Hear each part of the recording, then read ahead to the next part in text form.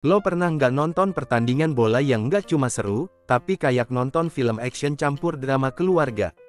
Well, itulah yang terjadi di final Liga Eropa 2025. Tempatnya di San Mamés, Bilbao, dan ceritanya, wah, bisa bikin fans Tottenham mewek bahagia dan fans Manchester United pengen banting remote. Karena, sejarah baru tercipta. Tottenham Hotspur akhirnya angkat piala Eropa setelah penantian panjang dan penuh liku. Bayangin dua raksasa Inggris saling hantam buat satu tujuan, jadi Raja Eropa. Siapa sangka, yang lagi haus justru yang paling buas. Spurs datang ke final ini bagaikan pejuang yang udah kelamaan puasa gelar.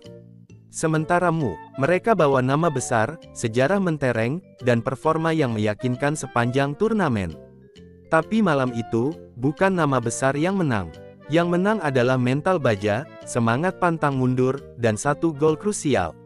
Gol itu kayak twist di akhir film. Nggak banyak adegan, tapi bikin semua berubah. Gol semata wayang dicetak Brennan Johnson di ujung babak pertama. Dan bukan cuma gol biasa, itu adalah pemicu ledakan emosi, yang bikin Manchester United kelabakan. Spurs berubah jadi tembok besar di babak kedua, dan mereka nyerang terus tapi nggak nemu jalan keluar.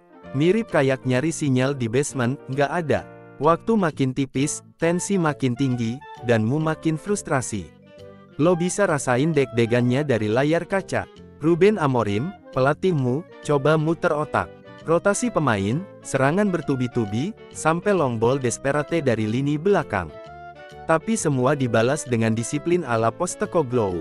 Bahkan saat Vicario sempat blunder, Mickey van de Ven kayak muncul dari film superhero, nyapu bola dari garis gawang dengan aksi akrobatik. Dan ketika peluit akhir berbunyi, bukan cuma Spurs yang menang, tapi juga seluruh sejarah yang mereka bawa. Skor akhir 1-0. Tottenham menang. Nggak cuma menang match, tapi juga menang sejarah. Ini adalah trofi pertama mereka sejak 2008, dan yang paling spesial, gelar Eropa pertama sejak 1984. Bisa lo bayangin, dari generasi ke generasi nunggu momen ini. Dan akhirnya, datang juga. Tapi tunggu, ada satu pemain yang bikin momen ini jadi jauh lebih emosional. Siapa lagi kalau bukan Son Heung-min. Dari air mata ke trofi. Dari luka lama ke pelukan kemenangan. Son akhirnya ngangkat trofi klub pertama sepanjang kariernya di Eropa. Udah 15 tahun dia berjuang, dari Hamburg, Leverkusen, sampai jadi wajah utama Tottenham. Dan malam ini, dia ngelihat piala yang selama ini cuma bisa dia mimpikan. Ini bukan cuma kemenangan buat Son, tapi buat seluruh benua Asia. Dia bikin sejarah hidup. Dengan trofi Liga Eropa di tangannya, Son nggak cuma jadi legenda Tottenham, tapi juga masuk jajaran pemain Asia tersukses di Eropa, sejajar sama Cha Bum-kun dan Kim Dong-jin. Dari seorang anak Korea Selatan jadi kapten klub Inggris yang ngangkat trofi Eropa. Keren banget. Dan lo tahu siapa yang juga pantas dapat standing ovation malam itu? Si pelatih kalem yang ternyata jago bikin kejutan, Ange Postecoglou. Yes, sang pelatih asal Australia ini ternyata punya sihir musim kedua. Setelah sukses di Brisbane Roar, timnas Australia, dan Celtic, dia bikin keajaiban di Tottenham. Filosofi menyerangnya yang sempat diremehkan akhirnya terbukti, berani main cantik, berani juara. Ironis banget, karena dulu, Postecoglou pernah kalah karena gol Son. Sekarang, mereka juara bareng. Tahun 2015, di final Piala Asia, Son Heung-min ngebobol gawang Australia yang waktu itu dilatih Postecoglou. Sekarang, mereka saling peluk bawa Spurs ke puncak Eropa. Cerita kayak gini nggak bisa lo buat-buat, udah kayak takdir nulis naskah sendiri. Tapi di balik semua sorotan buat Tottenham, ada cerita kelabu dari Manchester United. Apa yang salah? Tampil nggak seperti biasanya. Bruno Fernandes, yang biasanya jadi motor serangan, malam itu tampil kayak mesin yang ngadat. Kreativitas minim. Mason Mount dipasang sebagai starter, tapi malah kehilangan taji. Sementara Garnacho, yang biasanya lincah, baru masuk belakangan.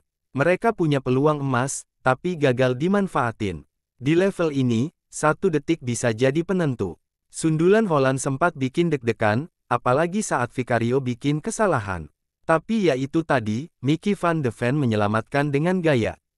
Terus di menit-menit akhir, sundulan Luke Shaw nyaris bikin gol, tapi Vicario redeem himself dengan penyelamatan magis. Dan ketika segalanya usai, yang tersisa hanyalah rasa kecewa. Mu kalah, dan Spurs berpesta. Saat Spurs mengangkat trofi, para pemainmu tampak lesu. Ruben Amorim harus mulai evaluasi besar-besaran. Karena tim yang sempat tampil menjanjikan, akhirnya kalah bukan karena teknis aja, tapi karena kalah mental juga. Jadi apa pelajaran dari final Liga Eropa ini? Kadang yang haus justru yang lebih ngotot. Kadang sejarah ditulis oleh yang sabar. Dan kadang, sepak bola adalah soal momen, bukan siapa yang lebih besar, tapi siapa yang lebih siap. Tottenham siap, Tottenham menang. Dan malam itu, San Mames jadi saksi kisah epik Spurs yang akhirnya bisa bilang, "We did it."